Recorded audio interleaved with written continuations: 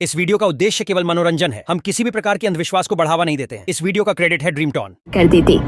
एक दिन राजा विक्रम सिंह के दरबार में एक राही आता है। महाराज, मैं एक यात्री हूँ और काफी दूर से आया हूँ।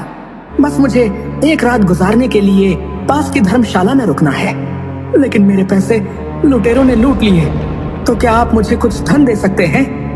अरे हाँ, क्यों नहीं भाई, बिल्कुल दे सकता हूँ, लेकिन मेरी एक शर्त है। तुम्हें मेरे एक सवाल का जवाब देना होगा। जी महाराज, पूछिए। तुमने कहा कि तुम एक यात्री हो, लेकिन यात्री तो सिर्फ दो हैं। अब बताओ कौन कौन? वो आदमी बहुत देर तक सोच में डूबा रहता है। महाराज, क्षमा कीजिए, लेकिन मुझे आपके सवाल का उत्तर नहीं आता। तो क्षमा कीजिए, मैं आपकी सहायता नहीं कर पाऊंगा, क्योंकि मेरा नियम है कि जो कोई मेरे प्रश्नों का उत्तर नहीं देता, मैं उसे दान नहीं देता। लेकिन महाराज, मेरे पास रुकने के लिए कोई स्थान नहीं है। परंतु जो मेरे प्रश्नों का उत्तर नहीं देता, मैं उसे दान नहीं देता। फिर आदमी चिंता के भाव से जाने लगता है। रुकिए, मैं आपको दान नहीं दे सकता, लेकिन आप मेरे महल में एक रात के लिए आश्रय ले सकते हैं। आदमी के चेहरे पर मुस्कान आ जाती है। महाराज की जय हो, महाराज की जय हो। लेकिन महाराज, आपने जो प्रश्न पूछा उसका उत्तर तो बता दीजिए। मेरे प्रश्न का उत्तर था सूरज और चांद। उसी राज्य में किशन नाम का एक ब्राह्मण रहता था, जो कि अपने बीवी बच्चों के साथ रहता था। एक दिन ब्राह्मण बहुत परेशान बैठा हुआ था।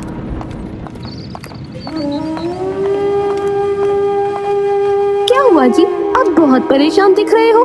क्या करूं भाग्यवान, हमारी बेटी के ब्याह की तिथि नजदीक है, लेकिन अभी तक पैसों का बंदोबस्त नहीं हुआ है। तो परेशान ना हो तो क्या करूं? इसमें परेशान होने वाली कौन सी बात है? हमारे राजा बहुत दानवीर हैं। आप उनसे जाकर कुछ मदद ले लीजिए। वो सब तो ठीक है सुलोचना, लेकिन तुम्हें महाराज की आदत के बारे में तो पता ही है। वो दान देने से पहले प्रश्न पूछते हैं, और अगर उसमें से कोई भी उत्तर गलत हुआ तो वो दान देने से इनकार कर देते हैं। वो तो मुझे पता है, लेकिन मुझे आप पर भी पूरा भरोसा है। आपने इतने वेद पुराण पढ़े हैं, मुझे नहीं लगता कि आप उनके सवालों का जवाब नहीं दे पाएंगे। आप जाइए और उनसे कुछ मदद मांगिए। और हाँ, मैं तो कहती हूँ कि आप अजय और विजय को भी ले जाइए। बात तो तुम्हारी सही मालूम पड़ती है। ठीक है, मैं कल सुबह महाराज के पास मदद लेने हेतु जाऊंगा।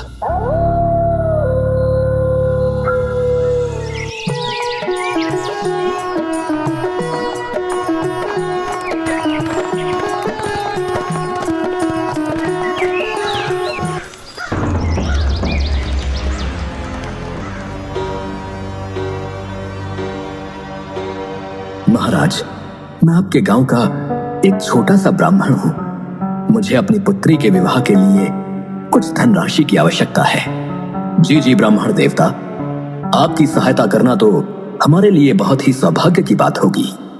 परंतु आप तो जानते ही हैं कि मैं दान मात्र उसी को देता हूँ जो मेरे प्रश्नों का उत्तर दे। जी महाराज, मुझे पता है। कृपया आप पूछिए जो भी आपको पूछना है। ठीक है ब्राह्मण देवता, तो मैं आपको एक कहानी सुनाता हूँ, और आप मेरी उन कहानियों को पूरा करना। और अगर आप सही ढंग से उसे पूरा नहीं कर पाए तो मैं आपको दान देने में असमर्थ रहूंगा। जी अवश्य महाराज, कृपया पूछिए। वीरपुर गांव में राजा चंद्रसेन थे, जिनकी पुत्री थी पद्मा, जो कि बहुत ही सुंदर और गुणवंती थी। लेकिन उन्हें कोई भी राजकुमार पसंद नहीं आता।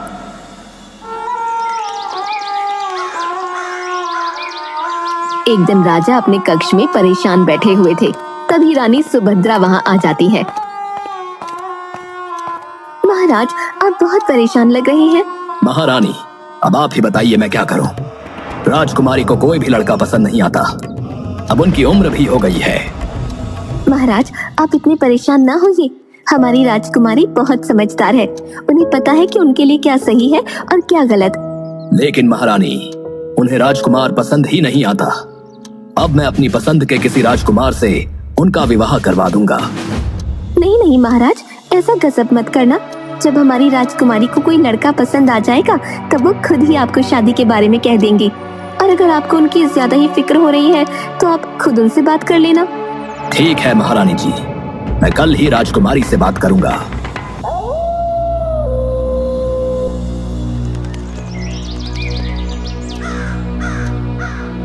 राजकुमारी जी, हमने आपको इतने सारे राज्यों के राजकुमारों से मिलवाया, लेकिन आपको उनमें से कोई भी पसंद नहीं आया। अगर आप कहें तो क्या मैं आपके लिए स्वयंवर रखवा लूं? आपको जो भी राजकुमार पसंद आएगा आप उन्हें अपने वर के रूप में स्वीकार कर लेना। नहीं नहीं पिताजी, मुझे स्वयंवर तो बिल्कुल पसंद नहीं है। स्वयंवर में मुझे कैसे पता चलेगा कि किस राजकुमार के अंदर कौन सा गुण है? मुझे जब कोई राजकुमार पसंद आएगा तब मैं आपको बता दूंगी। नहीं नहीं राजकुमारी, अब मैं आपकी एक नहीं सुनूंगा। कल मैं 4 नौजवानों को बुला रहा हूँ। आपको उनमें से जो भी पसंद आए आप उन्हें अपने वर के रूप में स्वीकार कर लेना। ठीक है पिताजी, अगर मुझे उनमें से कोई पसंद नहीं आया तो मैं उनसे विवाह ना करूंगी। ठीक है।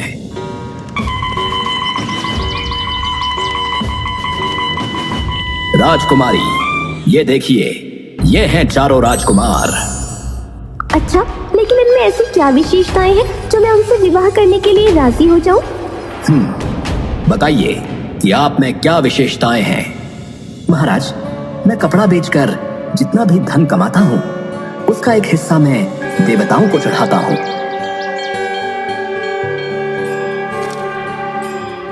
एक हिस्से को अपने ऊपर खर्च करता हूँ और एक हिस्सा बचाकर रखता हूँ और एक हिस्से को अपनी पत्नी के लिए रखता हूँ। और ये कला सिर्फ मुझे ही पता है। अगर तुम इनसे शादी करोगी तो तुम्हें कभी भी पैसे की तंगी नहीं देखनी पड़ेगी। हाँ, अब आप बताइए कि आप में क्या गुण है। महाराज, मैं सभी पशु पक्षियों की बोली जानता हूँ। मैं किसी भी पशु पक्षी की बोली आपको सुना सकता हूँ और समझ भी सकता हूँ। महाराज, मुझे सारे वेदों, उपनिषदों और पुराणों का ज्ञान है। अगर आप चाहें तो आप मुझसे कुछ भी पूछ सकते हैं। अभी उसकी आवश्यकता नहीं है, समय आने पर हम आपकी परीक्षा लेंगे। हाँ बताइए, तुम में ऐसा क्या खास गुण है जो मेरी बेटी तुमसे विवाह करे। महाराज, पशुओं की आवाज निकालना कोई बड़ी बात नहीं और वेद उपनिषदों का ज्ञान भी बहुतों के पास होता है। और पैसों को कैसे और कहां खर्च करना है ये भी बहुत सारे लोग जानते हैं। लेकिन जो मुझ में विशेषता है वो बहुत कम लोगों में देखने को मिलती है। मैं शब्द भेदी बाण चलाना जानता हूं और मेरा निशाना बिल्कुल सटीक लगता है। जहां से भी आवाज आती है मैं वहीं पर बाण चलाता हूं।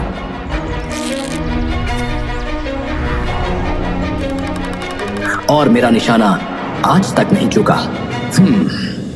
हाँ तो राजकुमारी, बताइए, आप इन 4 में से किसे अपना वर चुनेंगी। हाँ तो बताइए ब्राह्मण देवता कि राजकुमारी इन 4 लड़कों में से किससे शादी करेगी। महाराज, राजकुमारी बहुत ही समझदार थी। अगले दिन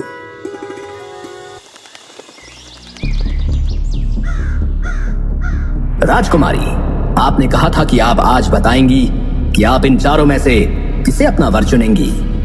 जी पिताजी, मैंने अपना वर चुन लिया है। पिताजी, जो पहले प्रतिद्वंदी है वो शिल्पी है।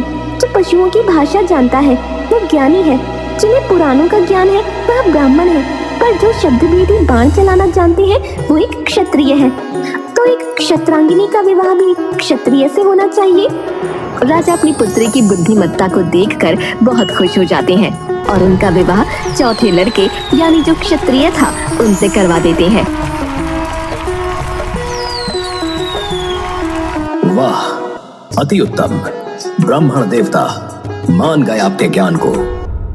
हाँ तो अजय, अब तुम्हारी बारी। मानिकपुर गांव में रमन नाम का एक किसान अपनी बूढ़ी माँ के साथ रहता था।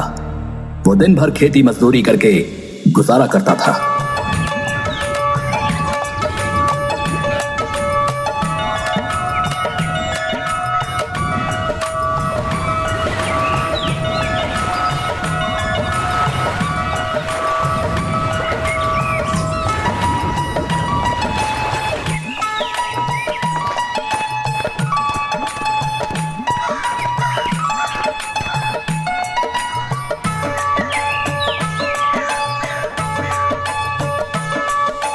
माँ, आपसे मैंने कितनी बार कहा है कि आप कुछ काम मत किया कीजिए।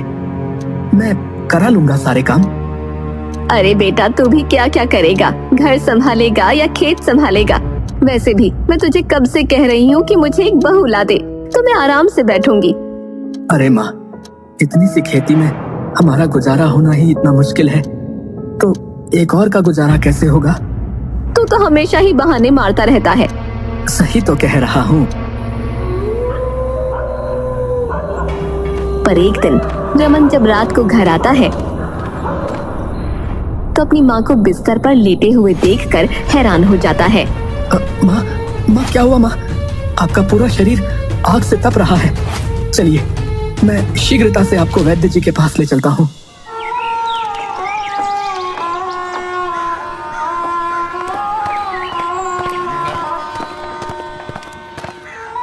वैद्य जी, देखिए ना, मेरी माँ बहुत ज्यादा ज्वर में है। बेटा, अभी तो मैंने इन्हें औषधि दे दी है, लेकिन इनका उपचार मुझसे नहीं होगा। तुम एक काम करो, शहर जाकर किसी अच्छे से डॉक्टर को अपनी माँ को दिखाओ।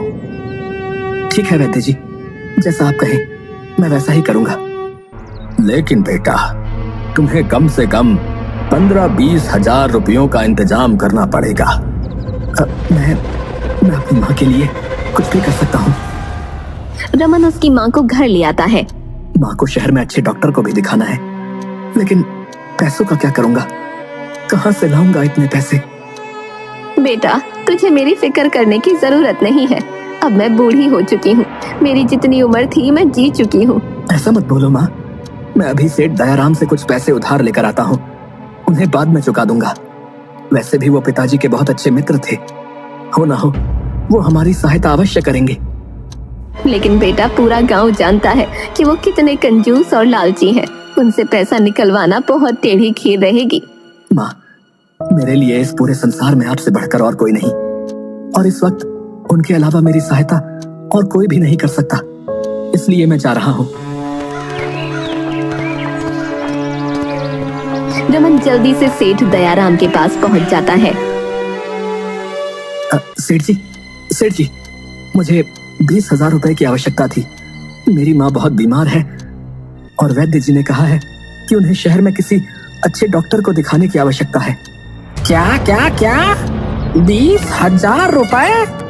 कसम चिल्लर की, मैंने इतने रुपए तो एक साथ खुद भी खर्च ना किए होंगे, और तू एक मामूली सा छोरा है। मैं तुझे इतने सारे पैसे क्यों दूंगा? सेठ जी, मैं आपके हाथ जोड़ता हूँ। अभी मुझे पैसों की बहुत आवश्यकता है, और आपके अलावा पूरे गांव में मेरी सहायता और कोई भी नहीं कर सकता सेठ जी। अरे तो तू मुझे कंगाल करने पर ही तुला है? अरे मैंने तुझे कह तो दिया, अब जा यहाँ से। लेकिन सेठ जी, आप मेरे पिताजी के बहुत अच्छे मित्र थे, इस नाते तो मेरी सहायता कीजिए। अच्छा ठीक है, मैं कर दूंगा मदद, लेकिन मेरी भी एक शर्त है। मैं तुम्हें पैसे तभी दूंगा जब तुम मुझे एक कागज में आग और दूसरे में हवा ला कर दोगे। अगर तुमने मुझे वो ला दी तो मैं तुम्हें पैसे दे दूंगा, पर अगर तुम ना ला पाए तो फिर मुझसे मदद लेना भूल जाना भाई। ठीक है सेठ जी। रमन दौड़ता हुआ अपने घर जाता है। क्या हुआ बेटा? क्या कहा सेठ जी ने? मना ही किया होगा। मुझे पता ही था कि वो सेठ एक नंबर का कंजूस है। नहीं माँ, सेठ जी ने पैसे देने के लिए हाँ कर दी है, परंतु उनकी एक शर्त है। शर्त? मुझे तो पता ही था कि वो सेठ बहुत चालाक है। वो हर मुमकिन कोशिश करेगा पैसे देने से बचने की। वैसे क्या शर्त रखी है उस सेठ ने? माँ, उन्होंने कहा है कि मुझे वो पैसे तभी देंगे जब मैं एक कागज में हवा और दूसरे कागज में आग लेकर जाऊंगा। उस समय तो मैंने हाँ कर दी, लेकिन अब मेरी समझ में ये नहीं आ रहा है कि मैं उन्हें कागज में हवा और आग कैसे दूं। अरे तो मैं तुझे बताती हूँ। हाँ तो अजय, अब तुम मुझे बताओ कि रमन एक कागज में हवा और दूसरे कागज में आग कैसे लेकर जाएगा? अभी बताता हूँ महाराज। यशोदा एक कागज का पंखा बनाती है और रमन को दे देती है। जब तू इस कागज को हिलाएगा तो तुझे हवा मिलेगी। हवा तो ठीक है, लेकिन मैं कागज में आग कैसे लेकर जाऊंगा? अगर इस कागज में आग रखी तो ये तो पूरा ही जल जाएगा। रुक जा, उसका भी इलाज है मेरे पास। फिर यशोदा जल्दी से कागज का कंदील बनाकर रमन को दे देती है। ये ले रमन, इस कंदील में तू आग भरकर ले जा सकता है। रमन बहुत ही खुश होकर दयाराम के पास पहुंच जाता है। अरे तुम अभी तो गए थे और इतनी जल्दी वापस कैसे आ गए? अरे सेठ जी, आपको आपका उपहार देने के लिए आया हूँ। ये लीजिए, इस कागज में बहुत ही ठंडी ठंडी हवा भरी हुई है और इस कागज के कंदील में आप आग जला सकते हैं। ये सब? अरे सेठ जी, अब ज्यादा सक पकाइए मत। आपको आपका उपहार मिल गया तो कम से कम अब तो मुझे 20,000 रुपए की उधारी मिल सकती है ना। जितनी जल्दी हो सकेगा मैं लौटा दूंगा। सेठ को रमन को पैसे देने पड़ते हैं। धन्यवाद सेठ जी।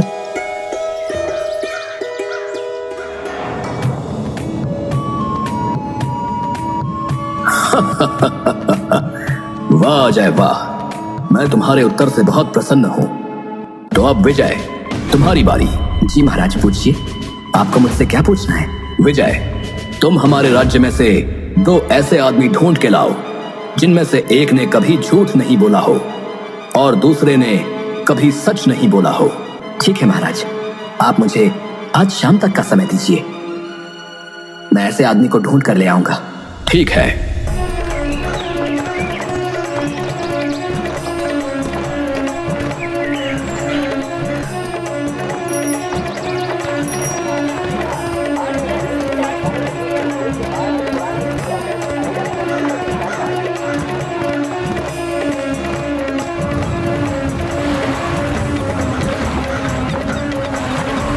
विजय एक आदमी को अपने साथ लेकर आता है।